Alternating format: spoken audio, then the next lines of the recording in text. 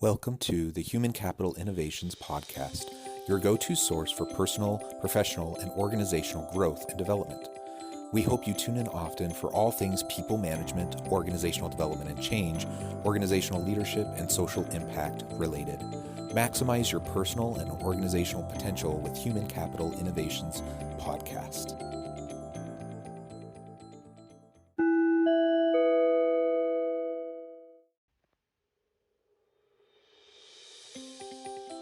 Welcome to the Human Capital Innovations Podcast.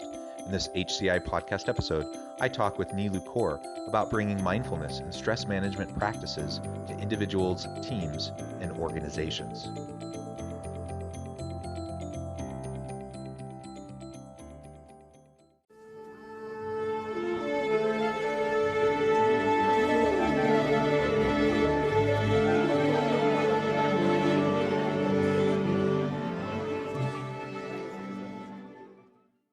Neelu Kaur, welcome to the Human Capital Innovations Podcast. Thank you. I'm so happy to be here. Yeah, I'm super excited to have a nice conversation with you today. We're going to be focusing on bringing mindfulness and stress management practices to individuals, teams, and organizations. And I think there's never been a more important time than this COVID moment. We've been in the midst of this for 14, 15 months now. We're hopefully starting to come out of it, but there's been a lot of stress, a lot of anxiety, lots of challenges and struggles that people have faced over this last year. And certainly within our personal lives, we've needed to be able to deal with that, but it also goes into the organization, and we can't just separate our personal lives from our organizational life and our work life. So we need to find ways as leaders to help our people to manage their stress, to be able to tap into mindfulness practices. And ultimately that will help them, of course, but that will also help our teams, that will help our organizations thrive and be more productive. As we get started, I wanted to share Neelu's bio with everybody. Neelu Kaur is a corporate facilitator, leadership and NLP coach, and stress management specialist. She holds a BS from NYU Stern School of Business, an MA in social and organizational psychology from Columbia University, and is a certified NLP master practitioner and coach from the NLP Center of New York. Neelu has 15 years of experience specializing in adult learning and leadership development in large organizations ranging from financial services, consulting to the tech industry. She is a certified yoga instructor and an Ericksonian trained hypnotherapist focused on bringing mindfulness and stress management practices to individuals, teams, and organizations. What a wonderful background, a skill set that's very much needed in the organizations of today. Before we launch on into the conversation, anything else about yourself that you would like to share with listeners by way of background or personal context? No, I think that's a pretty thorough bio, so we can just talk and then perhaps I can shed more light as we move further in our conversation. Okay, great. Well, so let's start with the general idea of mindfulness. Now, again, we're all dealing with lots. That's not new. Life is messy. People have their struggles. Everyone's dealing with stuff. But I think this last year has been particularly challenging for probably most people. Let's start with mindfulness. We've talked about it before on the podcast, but I would love to hear your approach, your definition to mindfulness, why it's important, what some of the benefits are, and then we can start to talk about how we can apply that within a workplace setting. Perfect. Yeah. It's interesting. I think the word has been thrown around so much. It's like, oh, I know I need to be mindful about this. I need to be mindful about that. But I actually think it's so simple, and yet we don't know how to practice it. So I define it as a way to get back to the present moment, because what happens is we're typically catastrophizing about possible future events, or we are ruminating about things that have happened in the past. And so mindfulness practice, whether it's through your breath or whether it's through your senses, is literally just getting into the present moment. And I think the reason that's so important right now is because we've been virtual for well over a year. And we have so much going on in our backgrounds, and we're distracted, and we're trying to work, and we're trying to be productive. And we have all of these things going on with health in our families. And so being mindful or having a mindfulness practice, I think, is super important, even if it's just 2 minutes or 5 minutes a day. And I think ideally, sorry to cut you off. No, that's great. And so you mentioned, it really doesn't need to take a long time, 2 to 5 minutes a day.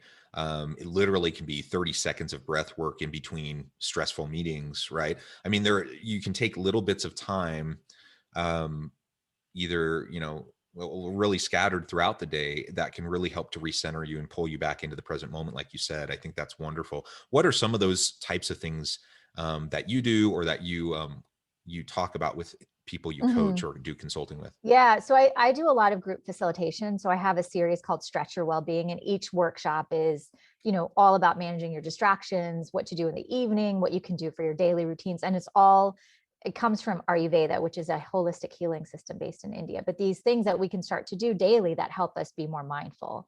And so one of the things I recommend doing is adding buffers between your meetings. I mean, it's so simple, and yet we don't do it because we're on Zoom or whatever platform we're using. It's like we just schedule back to back to back, and there's absolutely no time to reset. And I see you smiling, so I think you can resonate with that. I absolutely can. Yeah. It was not great before the pandemic, but it seems like now everyone's so quick to schedule virtual meetings.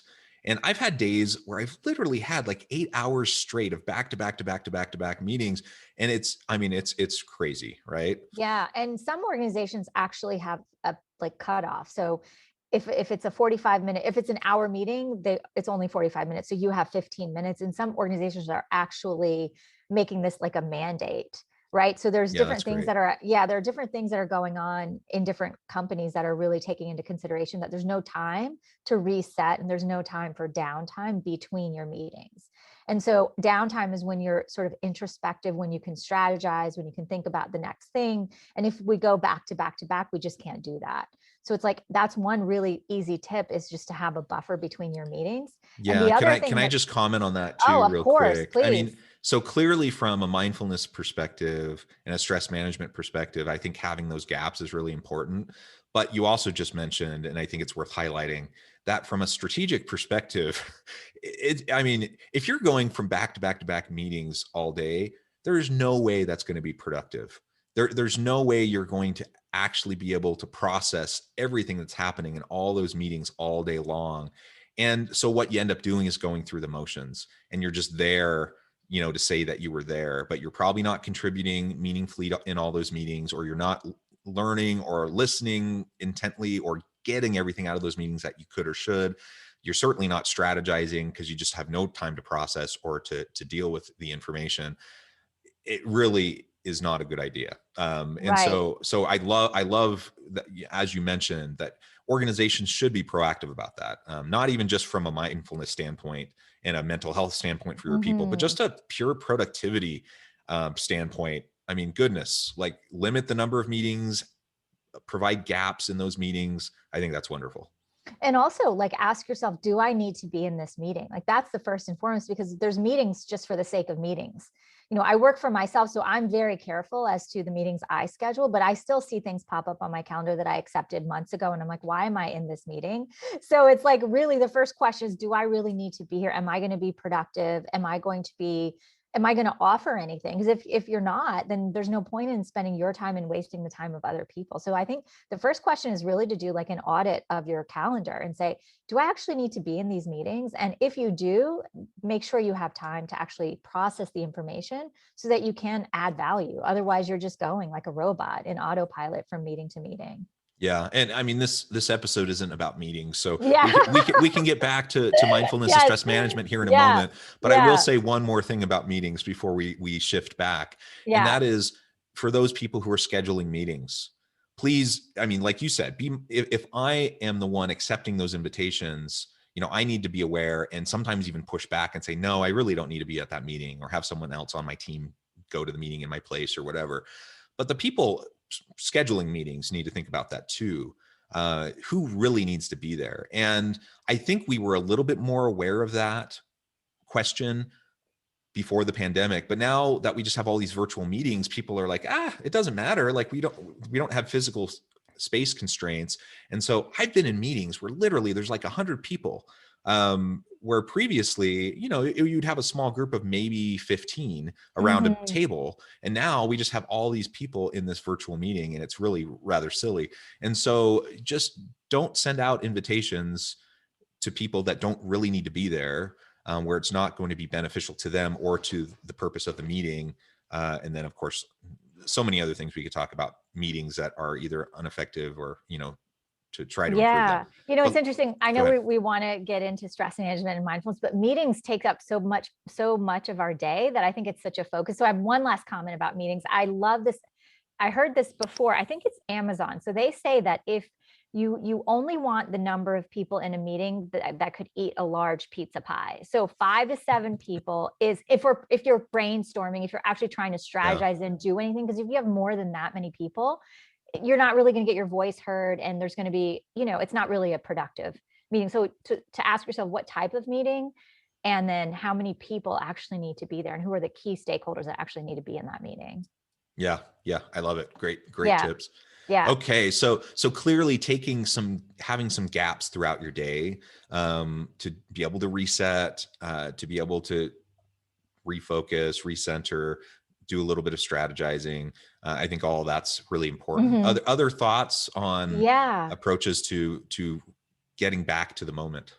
Yeah, I think one of the other pieces that's been really challenging for people is it's a concept, it's very well researched. It's called fit for purpose, and it's actually sounds more complicated than it is. But essentially, each space of your home is fit for a purpose. So what's happening is if you work in your office area and then you take your laptop over to your living room and then you take your laptop to your bedroom, like you're going to be working till 2 and 3 in the morning. And I think the beginning of the pandemic, no one knew what to do and how long it was going to last. But now we're seeing that like we're working longer than we ever worked. We're not commuting. So we're adding that time in front of the screen. So it's like fit for purpose is that each place in your home is fit for purpose. Like, so your living room is for relaxing, your workout areas for working out, eating. And also if your children are homeschooled, like making sure that there's boundaries, not just for yourself, but for your family as well. So that when you are spending time together, you have a space in your home that's designated for that. Yeah. Yeah. I love that. I think that's fantastic. So as we're going about trying to reconnect to the moment and recentering ourselves and practicing, deep breathing and self-reflection and other sorts of mindfulness practices, you were joking before we started recording. For anyone watching the video, you can see my t-shirt. For those of you just listening, you can't, but it says, "I'm just here to pet my dogs." To pet the dogs. So everyone who listens to this podcast consistently, I have dogs. I have 2 beautiful dogs. I take them on multiple walks a day. It's as much for them as it is for me, right? Because that's my opportunity in a short period of time, get outside, enjoy the fresh air, enjoy the Mm. time with my pets, and just clear my mind and get back into the moment, regardless of whatever frustrations or challenges I've been facing that day. That's wonderful. And it makes me a better dad. It makes me a better husband. It makes me a better boss. And ultimately, I'm more emotionally centered when I do simple things like that. It doesn't take tons of time, but it makes a big difference. And I'm more productive because of it. Yeah, I love that. And I love dogs. I don't have a dog. I wish I did. But I think even if you don't have pets and you don't have to take a walk every day, it's really important to break the routine of what you're doing and actually take a walk outside, get some fresh air. Since we're Yep. not, before I think people would maybe walk from building to building when they're having different meetings or they're meeting they're meeting different colleagues or different clients, and so you're out and about, but we really haven't been able to do that. And so it's like adding that component of mobility and movement in your day is super important as well for managing stress.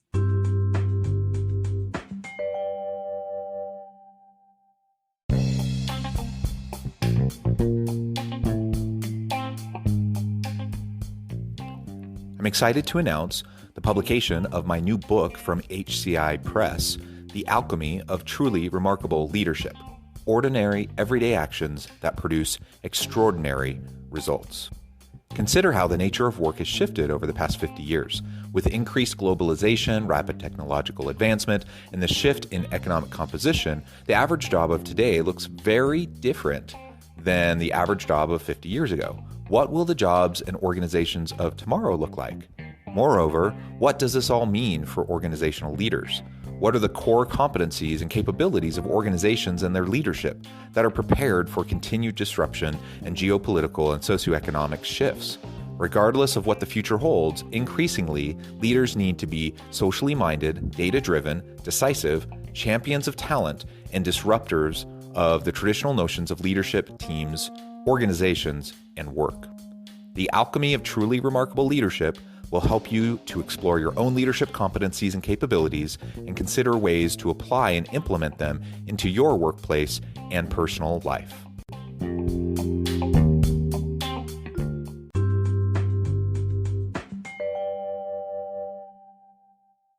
So let's shift a little bit now and talk a little bit more explicitly about stress management within the workplace.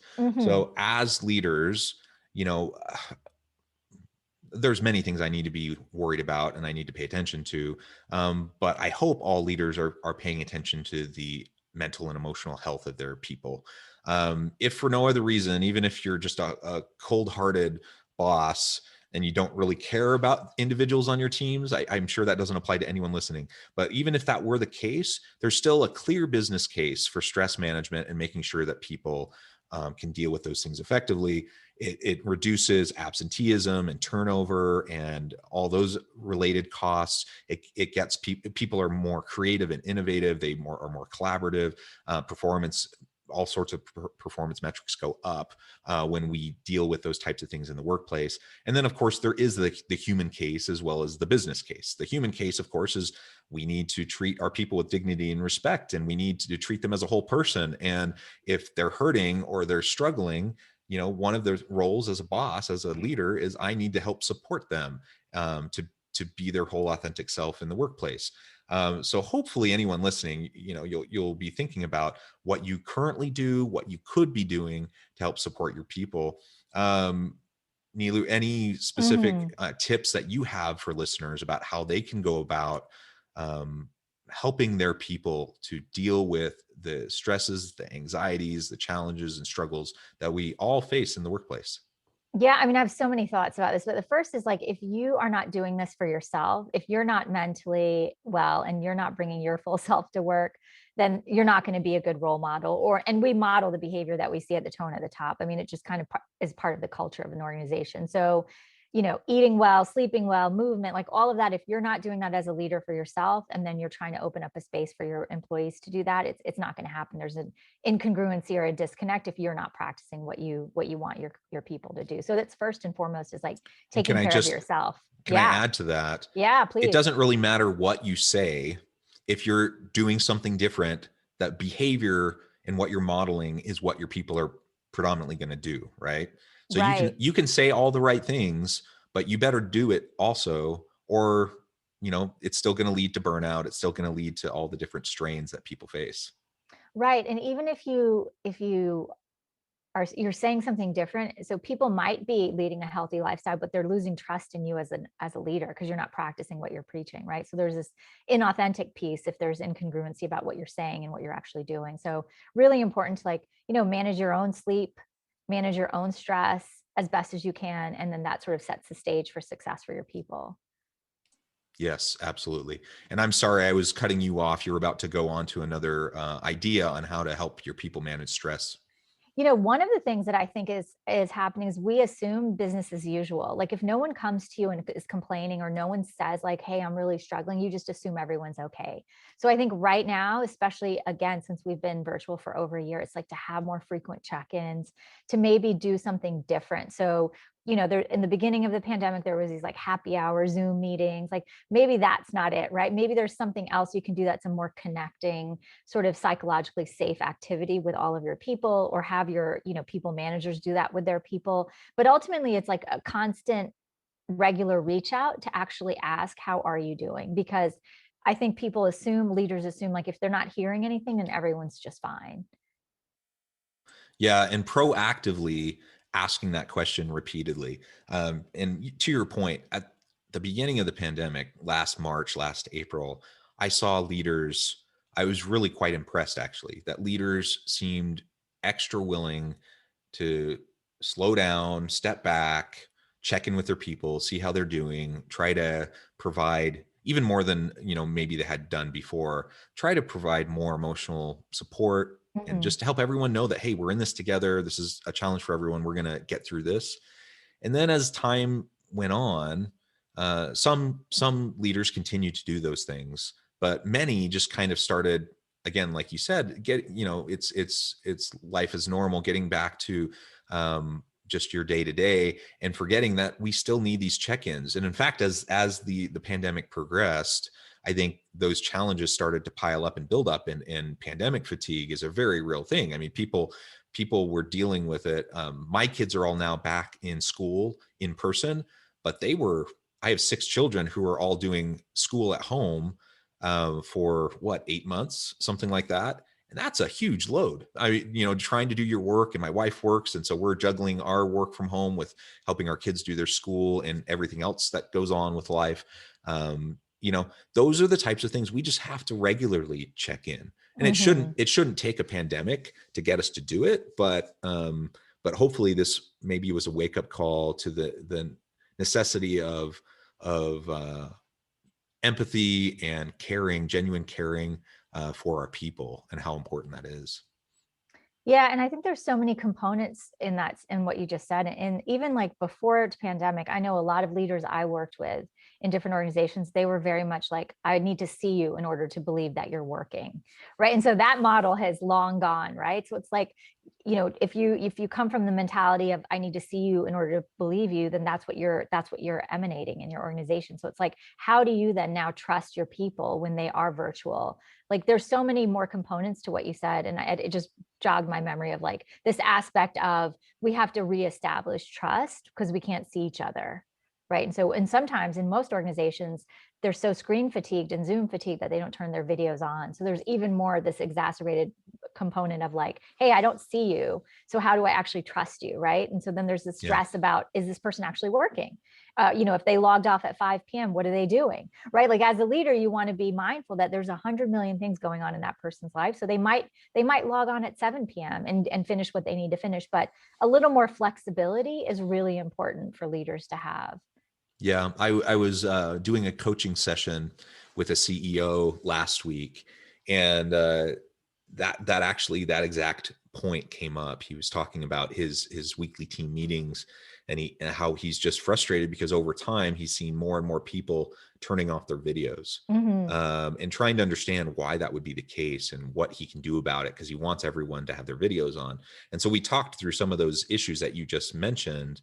Um, and part of it was just asking him the question, why do you need them to have their videos on? I mean, I'm a believer, like if we're not in person, I would love to have everyone have their videos on as much as possible because we can interact a little bit more. But there are reasons why people decide to turn their videos off in meetings, and so we need to be aware of those. We need to be asking ourselves about the regular cadence of the meetings that we're having. Who is included in those meetings, things that we talked about earlier in our conversation today. But just to reiterate your point, it really is a pressing challenge that I think many leaders are facing.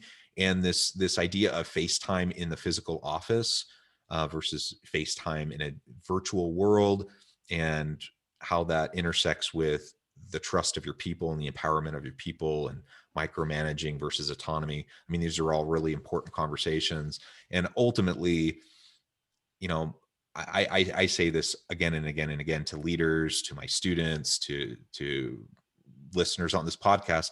It's not really about the amount of time that you spend doing your work.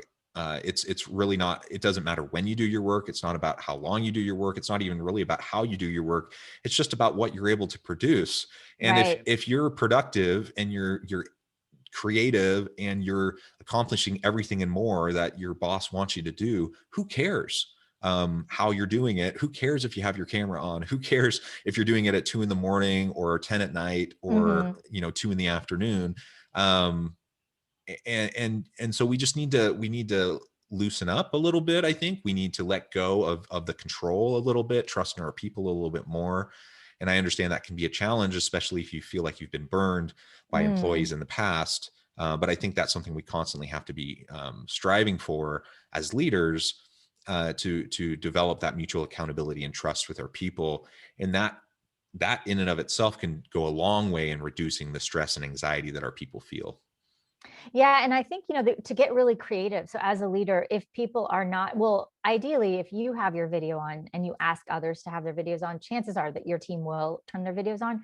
But let's say they're not turning their videos on and it's repetitive. You might want to get a little creative about the way in which you connect with your people. So that could look like, hey, let's all take a walk together. So just dial in via phone and let's all take a walk together. This is a brainstorming session. So there's other ways that you can connect and check in with your people. And I think we need to, yes, it's great to have video, but we are also fatigued from it as well. So getting a little creative in the way you connect with your people is something to start considering. Yeah, yeah, I think that's wonderful.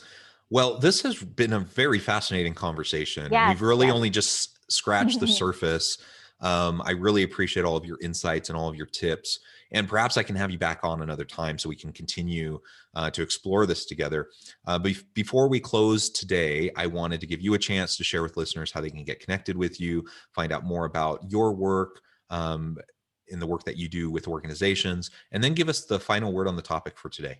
Sure, sure. So you can find me on my website, nilukaur.com, and on LinkedIn. I'm very active. That's my most active platform, and also Instagram. And it's all under my name, Nilu Kaur. And let's see, what was your other question?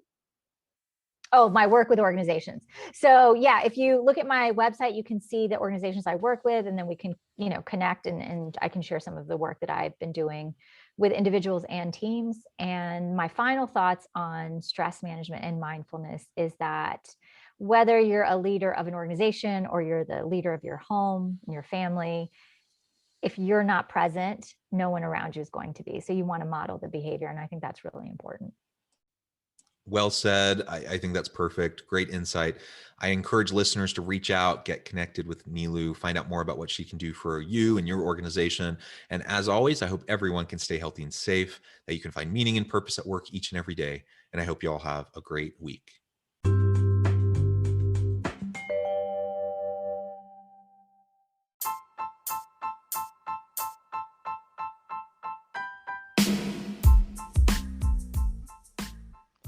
We are excited about the launch of HCI's new magazine, Human Capital Leadership. Human Capital Leadership is a free, interactive e-magazine designed to help individuals, leaders, and organizations find innovative approaches to maximize their human capital potential. We will be publishing issues quarterly in August, November, February, and May. Check out the first issue and let us know what you think.